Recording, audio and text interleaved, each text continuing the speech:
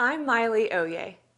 I work at Google as a developer programs tech lead, normally from our headquarters in Mountain View, California.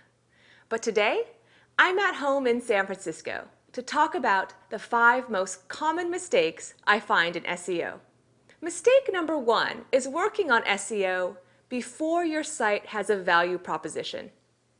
Ask yourself, why would a user choose my site in search results? Let's say you have a site that promotes your offline business, like a local bike repair shop. What differentiates your business from your competitors? Are you a nonprofit organization? Or perhaps you offer free estimates, a free demo, or you're the oldest independent dealer in the city? Or if you're an e-commerce site, what separates your site from the others? Do you have lower prices, free shipping, great customer service, or better product descriptions? Starting with a value proposition simplifies SEO.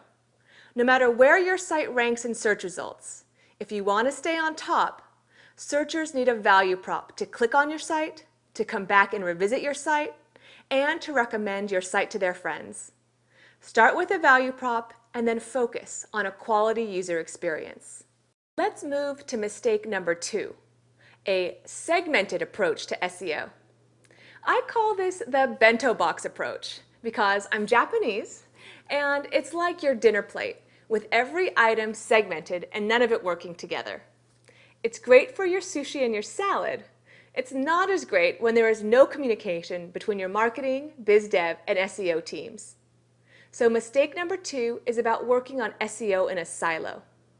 A better, more holistic approach to SEO is to consider the entire user experience, from marketing campaign all the way to the actual conversion, and potentially repeat business.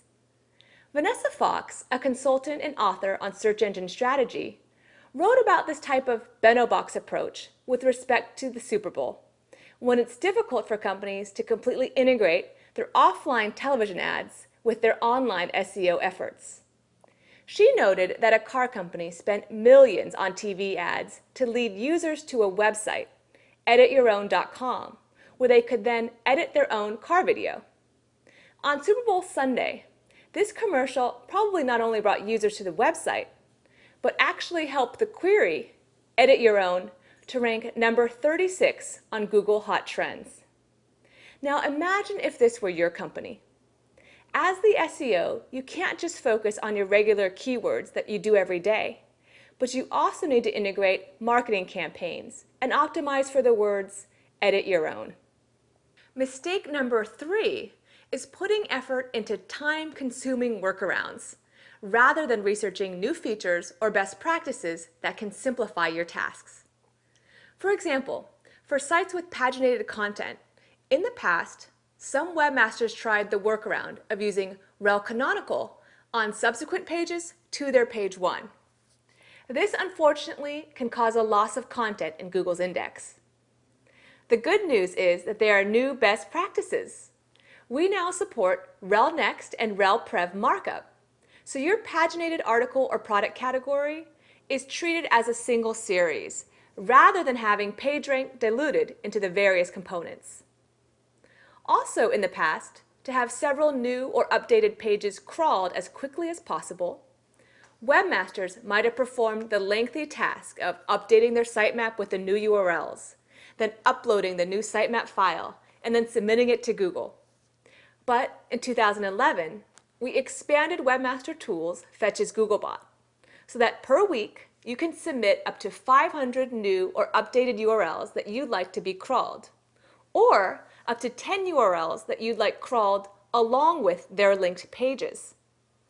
When submitting through Fetch's Googlebot, most URLs are crawled within 24 hours.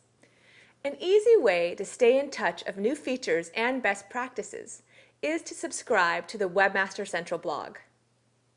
Now, while mistake number 3 is about time-consuming workarounds, often because an SEO isn't as up-to-date, mistake number 4 is along a similar spectrum, but now it's getting caught in SEO trends. In the early days of search engines, both webmasters and search engines chased the user. We were running the same race. get more users to visit and convert. Then, as the market matured, things went a little crazy.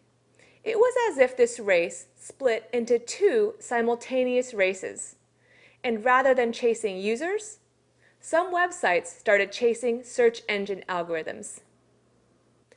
In over 6 years at Google, I've seen SEO trends take many forms.